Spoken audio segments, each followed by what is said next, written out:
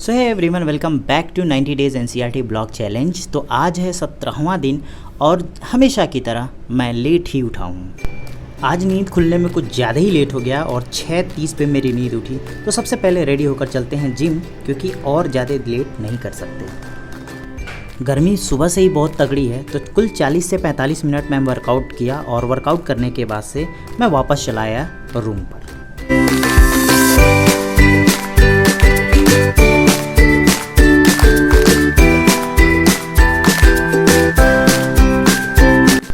Gym से वापस आकर मैं नहा लेता हूँ और नहाकर रेडी हो जाता हूँ आगे की शेड्यूल को बनाने के लिए। बट उससे पहले नहा के तो मैं रेडी हो गया हूँ, बट ये पूरा सामान मेरा बिखरा पड़ा है और इधर भी देख सकते हो आप। ये मैं रखा हूँ कि यही पहन के मैं जाऊँगा आज पढ़ाने के लिए।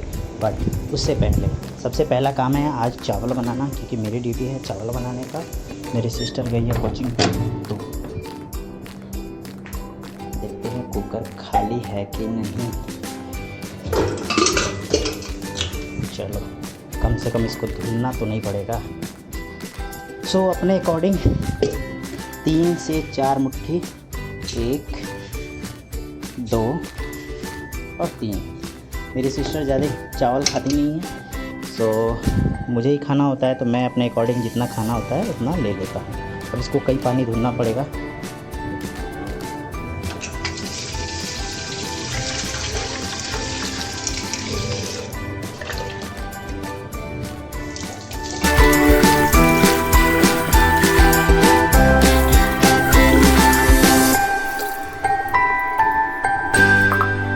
अब आप लोग सोच रहे होंगे कि मैं इसको क्यों दिखा रहा हूँ, क्योंकि देखो पहले मैं चावल नहीं बना पाता था, मैं ऑनेस्टली बताऊँ तो। फिर धीरे धीरे मैंने इसको खुद से ही करना सीखा। कभी जला देता था, कभी ज़्यादा गीला हो जाता था।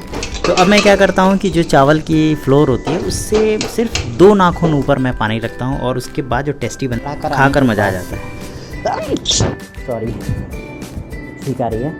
तो कोचिंग पढ़ा के आने के बाद से हम लोग बनाएंगे रोटी और उसके बाद से खाकर बाकी का अपना काम करेंगे। तो आप देख सकते होगे 9 बज के, अरे रुक जा भाई, 9:41 यानी 9:45 हो चुके हैं टाइम। मैं निकलता हूँ कोचिंग के लिए। बट उससे पहले मुझे कुछ रिवीजन करना है, क्योंकि पढ़ाने के लिए थोड़ा सा रिवीजन तो करना पड़ेगा। तो वो रिवाइज़ कर लेते हैं और रिवीजन करने के बाद से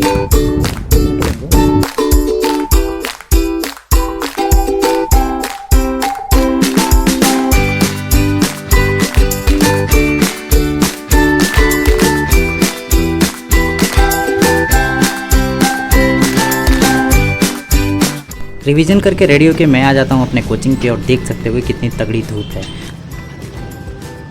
अभी नया कोचिंग स्टार्ट हुआ है, तो बच्चे थोड़े कम हैं, इसी में काम करते हैं और हमारे सर भी आ गए हैं पढ़ाने के लिए। कोचिंग क्लासेस से वापस से घर आने के बाद से खाना वगैरह खा के मैं रेडी हो जाता हूँ, क्योंकि मुझे कल की जो क्लास लेनी है उसके लिए कुछ पीपीटी तैयार करनी है और उसके लिए मुझे टाइपिंग करना पड़ेगा।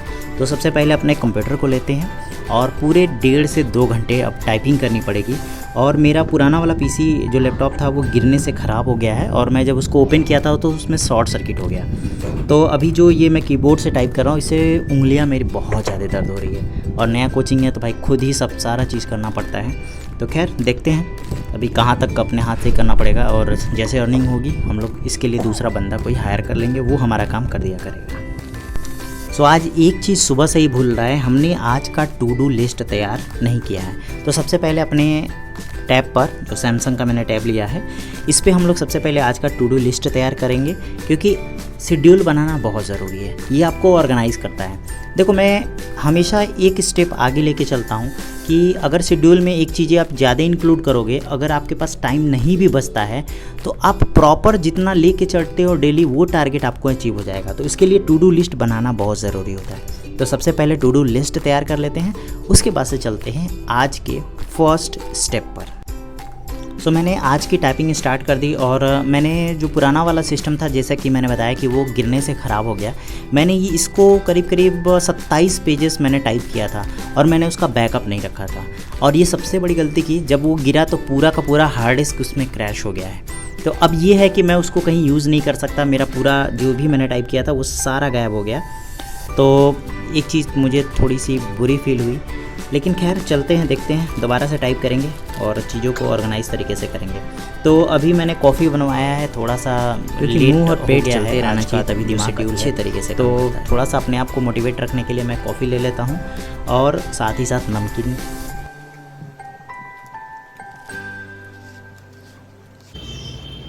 तो कुछ देर के लिए मैं वॉक करने बाहर निकल गया, बट धूप बहुत तगड़ी थी, तो वापस मैं रूम में आ जाता हूँ और अपने अगले शेड्यूल के लिए रेडी होता हूँ, जिसमें हम लोग NCERT कवर करने वाले हैं, वो भी यूट्यूब से। सो लास्ट सेशन में हमने वोल्केनिक इरप्शन से जो लैंड फॉर्मेशन हुआ था उसको कवर किया था, और आज उसमें कुछ बचा हुआ हिस्सा है उसको हम कवर करेंगे, और उसको कवर करने के बाद से हम आगे का चैप्टर स्टार्ट करेंगे। बट उससे पहले मेरी नेक प्रॉब्लम थोड़ी सी स्टार्ट हो रही थी, तो मैं वापस से इसको लगा लेता हूँ, बट कुछ ही देर बाद गर्मी से इतनी हालत ख़राब हो जाती है कि उसको वापस से मुझे निकालना पड़ता है। लेकिन पढ़ने के दौरान मैं कोशिश करता हूँ कि बॉडी का पोस्चर हमेशा मेंटेन रहे, जिससे नेक प्रॉब्लम दोबारा से स्टार्ट ना हो। ये थोड़ा सा प्रोसेस है, इसके कुछ दिन के बाद से ये नॉर्मल हो जाएगा, उसके बाद कोई प्रॉब्लम नहीं होगी। तो देखते हैं कब तक ये नॉर्मल होता है, क्योंकि मैं दवा कराने दोबारा तो नहीं जाने वाला।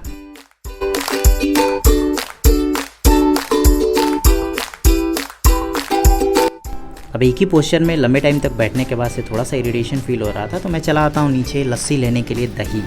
और मेरे लैंडलॉर्ड की ही शॉप है, तो वहाँ से दही लेते हैं, और उनको मैंने पानी रखने के लिए दे दिया था, क्योंकि मेरे वहाँ फ्रिज नहीं है, तो मैं पानी उन्हीं के वहाँ रखता हूँ और वो पानी बाद में मुझे दे देते हैं। इसको लेके चलते हैं और लस्सी बनाते हैं। देख सकते होगे कैसे हो गया है।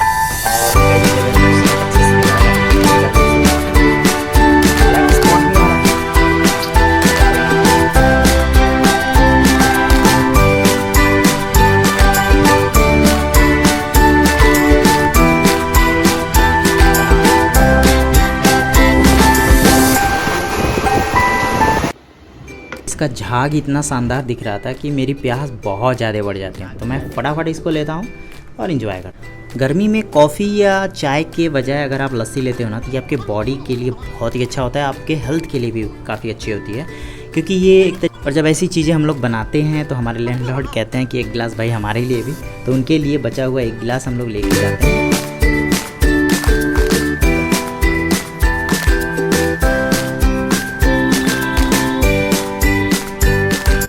तो मैंने इस वाले सेशन में रखा था कि जो स्पेक्ट्रम की बुक है मैं उसको कवर करूं, बट मैंने जो PW का लेक्चर अटेंड किया था तो उससे मैंने ये सोचा कि क्यों ना लूसेंट से उसको रिवाइज़ कर लेते हैं। जो हमने ये आप देख सकते होगे, प्रागैतिहासिक काल और सिंधु घाटी सभ्यता, ये दोनों हमने कल कवर कर लिया था, और आज है बारी रिवीजन की, क्योंकि सिंधु घाटी सभ्यता में यहाँ वाला जो चीज़ है वैदिक सभ्यता वगैरह, ये मैंने अभी पढ़ा नहीं है, और इसमें से ये वाला हिस्सा भी हमने कवर नहीं किया। इसको हम कवर करेंगे, थोड़ा सा जूस वगैरह पिए हैं तो थोड़ी एनर्जी है, और उसको ऐसे ही वॉक करते हुए पढ़ेंगे हल्का फुल्का।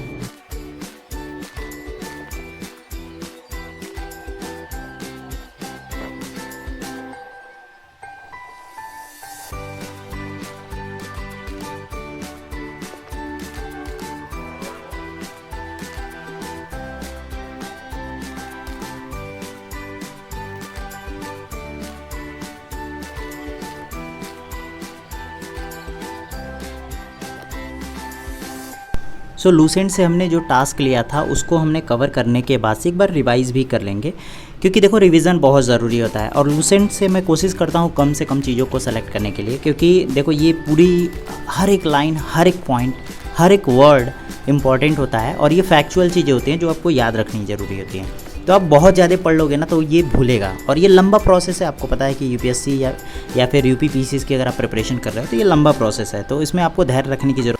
सो गाइस, आप लोग देख सकते हो कि कितनी गर्मी हो रही है मुझे। तो मैंने बाकी का जो एक सेक्शन था उसको मैंने ब्लॉग में कवर नहीं किया, क्योंकि गर्मी जाते हैं इरिटेशन बहुत ज़्यादा हो रहा था, तो मैंने सोचा कि फ्री माइंड होके पढ़ते हैं। तो खैर अभी मैं एडिटिंग पे लगा हुआ हूँ, ये आप देख सकते हो कि मैं यहाँ लगा के एडिटिंग कर रहा था। तो आज का सेक्शन यहीं रहने देते हैं, फिर मिलते हैं आपसे नेक्स्ट ब्लॉग में, और कमेंट बॉक्स में अपनी राय ज़रूर बताइएगा हमें।